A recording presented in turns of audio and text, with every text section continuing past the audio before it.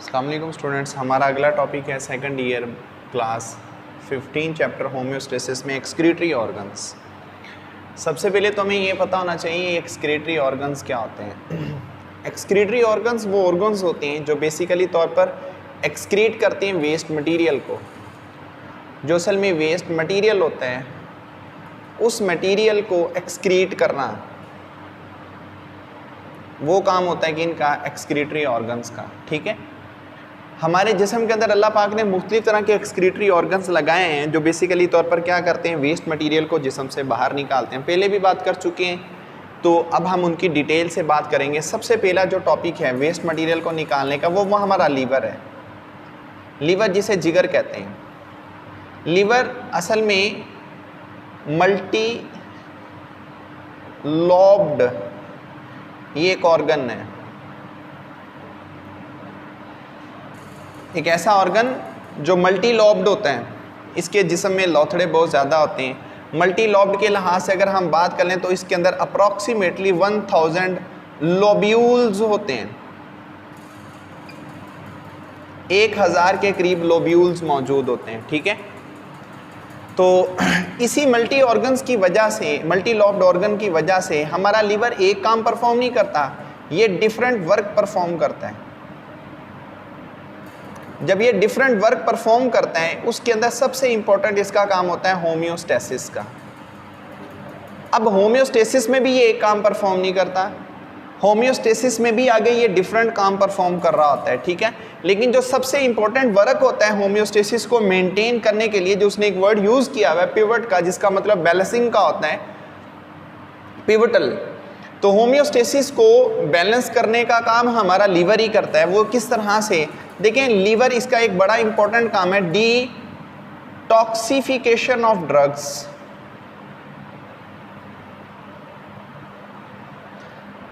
Suppose that हम daily base पे बहुत सारी एडिटिव स्ट्रक्चर्स लेते हैं, कुछ एंटीबायोटिक्स लेते हैं, निकोटीन ये हम लेना शुरू कर देते हैं। ये कुछ पॉइजनस या फिर कुछ ऐसे केमिकल्स होते हैं जो जहरीले होते हैं, स्प्रे पार्टिकल्स हो गए, तो ये हम डेली बेस पे लेते हैं। इन डेली बेसिस के ऊपर ये जो चीज़ें ली जाती हैं हमारी बॉडी को नुकसान दे सकती हैं। अब हमारी बॉडी को इनसे कोई प्रॉब्लम नहीं होता। बॉडी को क्यों प्रॉब्लम नहीं होता? क्योंकि हमारा लीवर क्या करता है, इन चीज़ों की क्लैरिफिकेशन करता है। डिटॉक्सिफाई करने का मतलब है जहरीले मादों को निकालना। ये जिस्म के अंदर से इन चीज़ों को, यानी कि जो जहरीले मादे होते हैं उनको एलिमिनेट कर देते हैं। ठीक है, एक काम तो इनका ये हो गया कि ये डिटॉक्सिफिकेशन ऑफ ड्रग्स करते हैं। ये किस तरह से डिटॉक्सिफाई मटेरियल को करते हैं मैं आपको बताता हूँ। दूसरी बात ये, असल में हमारा जो लीवर होता है वो फॉर्मेशन कर रहा होता है किस चीज़ की, सिंथेसाइज करता है, बनाता है किस चीज़ को, वेस्ट प्रोडक्ट्स को। अब हमारा लीवर वेस्ट प्रोडक्ट कौन कौन सी बनाता है, जैसा कि अमोनिया को बनाता है, यूरिया बनाया जा रहा है, यूरिक एसिड बनाया जा रहा है, ये बेसिकली तौर पर हमारा लीवर बनाता है। फिर हमारा लीवर क्या करता है, इस चीज़ों को बनाने के बाद इन्हें भेज देता है अपने असिस्टेंट के पास। अब असिस्टेंट इसका कौन होता है? इसका असिस्टेंट होता है किडनी, जहाँ पर क्या किया जाता है, रिमूव किया जाता है, remove of the waste material from the body. ये बेसिकली कौन कर रही होती है, किडनी कर रही होती है। ये किस तरह से काम परफॉर्म करती है वो हम नीचे बात करेंगे कि ये बेसिकली तौर पर काम कैसे कर रही है। ठीक है, फिर इसका अदर फंक्शन क्या है हमारे लीवर का। हमारा लीवर रोल प्ले कर रहा होता है किस चीज़ के अंदर, ये तो फॉर्मेशन होगी वेस्ट प्रोडक्ट की, सिंथेसिस की। इसके बाद हमारा लीवर क्या करता है, स्टोरेज करता है। किस चीज़ को स्टोर करता है? हमारा लीवर स्टोर करता है आयरन को। हमारा लीवर स्टोर करता है किसको, ग्लाइकोजन को। आयरन, ग्लाइकोजन ये चीज़ें क्या हैं? असल में आयरन बेसिकली तौर पर सेंट्रल पोजीशन रखता है किसमें, हीमोग्लोबिन में। तो हीमोग्लोबिन जो सा है ये एक प्रोटीन है जिसका काम क्या होता है, ये ऑक्सीजन को कैरी करता है एक जगह से दूसरी जगह। हमारे बॉडी के अंदर ऑक्सीजन को रेगुलेट करने का काम इसी का ही होता है, ये हीमोग्लोबिन करती है। ग्लाइकोजन क्या है, ये एनर्जी स्टोर कंपोनेंट होते हैं, इनमें एनर्जी होती है, तो ये भी हमारे बॉडी के अंदर स्टोर की जाती है। इनके जब आप एक्सेस ग्लूकोज लेते हो, अगला इसका काम सुनिएगा, स्टोरेज के बाद ये कन्वर्जन करता है। अब कन्वर्जन में क्या होता है, सम टाइम हम ग्लूकोज की बहुत ज़्यादा मिकदार खाना शुरू कर देते हैं, ये इस ग्लूकोज को कन्वर्ट कर देता है किस में, ग्लाइकोजन में। ग्लाइकोजन इसको एनिमल स्टार्च भी कहते हैं। ये एक पॉलीसेकेराइड मैक्रोमोलिक्यूल होता है जो बेसिकली ऑर्गेनिक होता है, वाटर डिजॉल्व नहीं होता। ग्लूकोज जो सा होता है जब एक्सेस मिकदार में लिया जाता है उसे टर्न कर दिया जाता है किसके अंदर, ग्लाइकोजन में। जब कभी ज़रूरत पड़ती है कि ग्लूकोज की या बॉडी के अंदर बेसिकली तौर पर एनर्जी की, तो फिर क्या किया जाता है, इसी ग्लाइकोजन को कन्वर्ट किया जाता है ग्लूकोज में, और ये ग्लूकोज इसकी बाद में कंप्लीट ऑक्सीडेशन की जाती है। जब इसकी कंप्लीट ऑक्सीडेशन रिडक्शन होती है तो बदले में जो चीज़ पैदा होती है वो एनर्जी होती है जो बॉडी के डिफरेंट काम परफॉर्म करने में इस्तेमाल हो जाती है। ठीक है, एक तो ये काम हो गया, स्टोरेज का हो गया। फिर आगे क्या करता है, आगे ये ब्रेकिंग डाउन का करता है।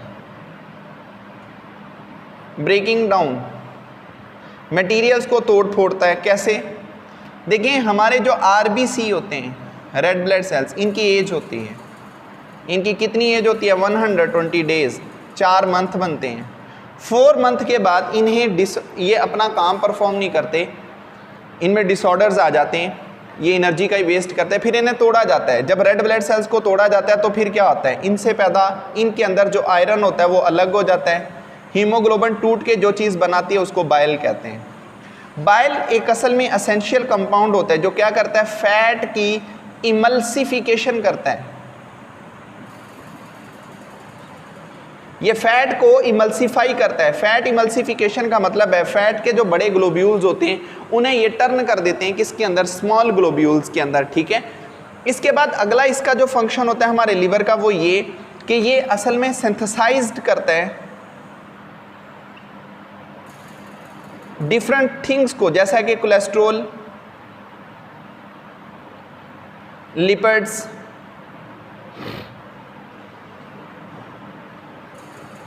ग्लाइकोलिपिड्स, ये सारी चीज़ें बनाना ये इसी का ही काम होता है। ये क्यों बनाई जाती हैं, कोलेस्ट्रॉल हमारे ब्लड केमिस्ट्री को मेंटेन करती है। लिपिड्स की बात कर लें, ये सेल मेम्ब्रेन की कंपोजिशन के अंदर होती है, उसकी स्ट्रेंथिंग देती है। ग्लाइकोलिपिड कॉन्जुगेट मॉलिक्यूल होता है, उसका भी यही काम होता है। फिर इसके बाद हमारा लीवर कुछ प्रोटीन्स बनाता है, जैसा कि एल्ब्यूमिन है, इसके बाद प्रोथ्रोम्बिन है, फिब्रिनोजिन्स है, जो ब्लड क्लॉटिंग प्रोटीन्स होती हैं। बात कहने की ये, हमारा लीवर एक काम नहीं परफॉर्म कर रहा, हमारा लीवर डिफरेंट वर्क परफॉर्म करता है। उनमें कितने आते हैं, अप्रॉक्सीमेटली 500 डिफरेंट वर्क आते हैं। ठीक है, अब मैं आपको ये बता रहा था कि लीवर सबसे इंपॉर्टेंट काम होम्योस्टेसिस में पे करता है, जिसके अंदर ये फॉर्मेशन करता है मुख्तलिफ तरह के वेस्ट प्रोडक्ट की। चले हम उसकी बात करते हैं। देखिए लीवर के अंदर जो चीज़ प्रिपेयर्ड होती है वो यूरिया होती है। लीवर के अंदर एक साइकिल चलता है जिसको हम यूरिया साइकिल कहते हैं। 1932 के अंदर इस साइकिल को सबसे पहले स्टडी किया था हैंस क्रब ने। हैंस क्रब ने और साथ में क्रिस्टेन एक साइंटिस्ट था, 1932 के अंदर उन्होंने सबसे पहले इस साइकिल को स्टडी किया, तो इसीलिए इसको हैंस क्रिस्टेन साइकिल के नाम से भी जाना जाता है। हैंस क्रब 1932 के अंदर। यूरिया साइकिल कहाँ पे होता है, ये लीवर के सेल में पे होता है। लीवर सेल्स जिन्हें हम हिपैटोसाइट्स कहते हैं। अब ये कैसे होता है, देखें जो यूरिया साइकिल है ये इंजामेटिक प्रोसेस होता है।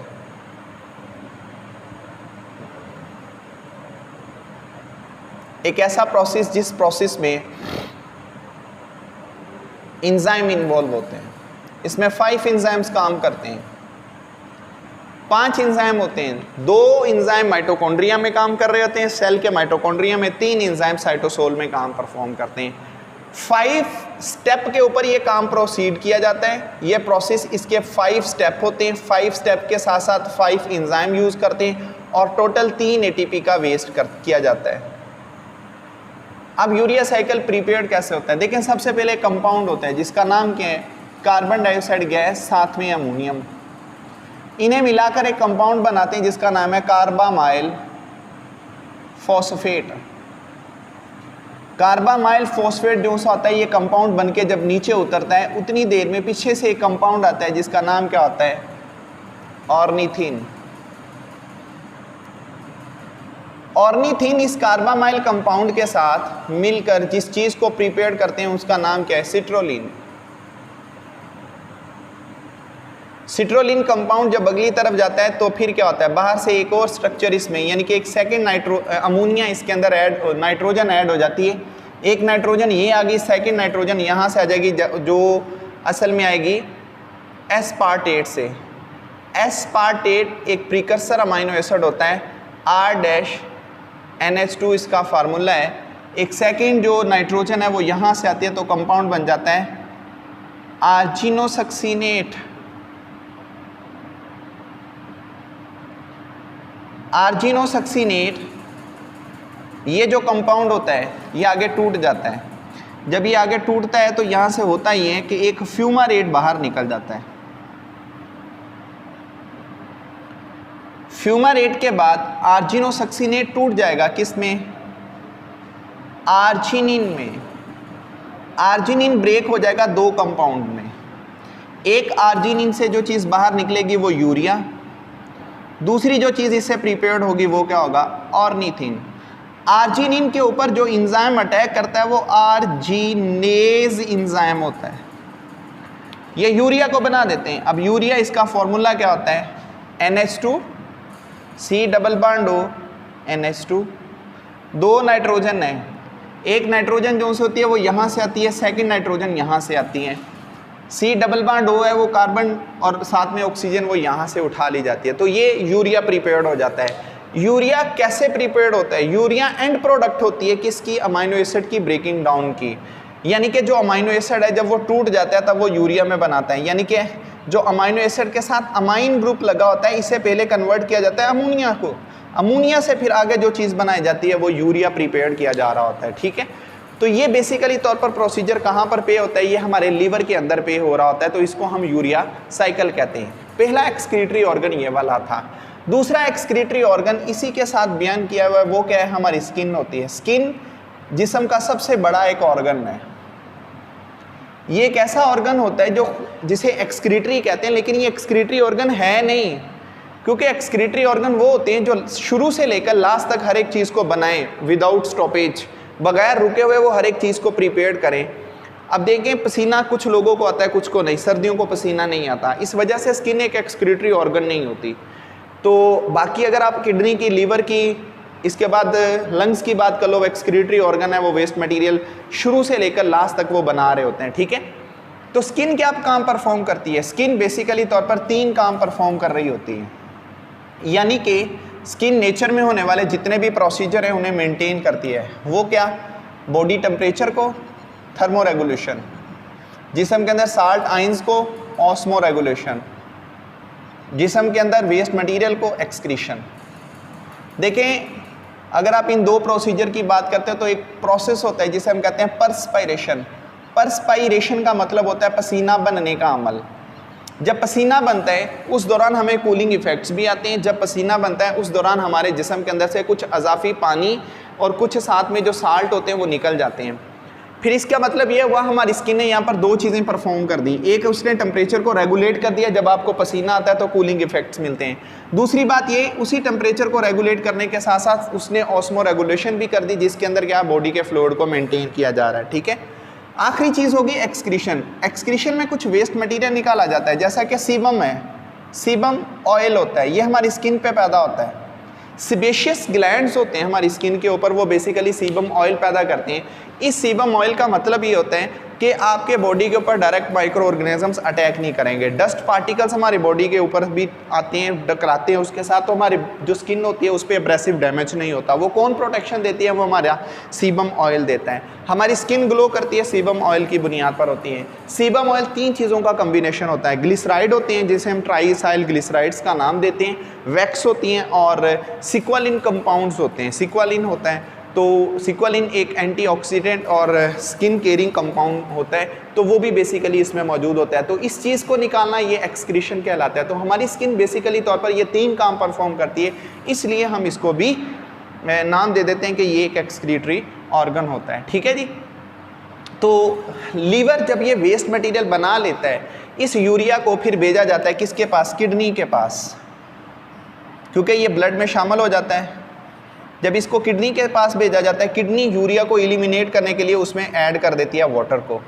जब यूरिया के साथ वाटर को ऐड किया जाता है तो बदले में कंपाउंड बनता है जिसका नाम है यूराइन। यूराइन को बॉडी से एलिमिनेट कर दिया जाता है, ठीक है। सबसे टॉक्सिक जो स्ट्रक्चर होती है वो अमोनिया होती है। अमोनिया से लेस टॉक्सिक स्ट्रक्चर यूरिया होता है। यूरिया से भी less toxic structure uric acid होता है। हम वहाँ तक नहीं जाते, हम फिर यूरिया तक जाते हैं जिससे हमारा बॉडी इस चीज़ को एलिमिनेट कर देता है, ठीक हो गया। तो अगला हमारा टॉपिक होगा यूरिनरी सिस्टम का, जो हम अगले लेक्चर में उसकी बात करेंगे।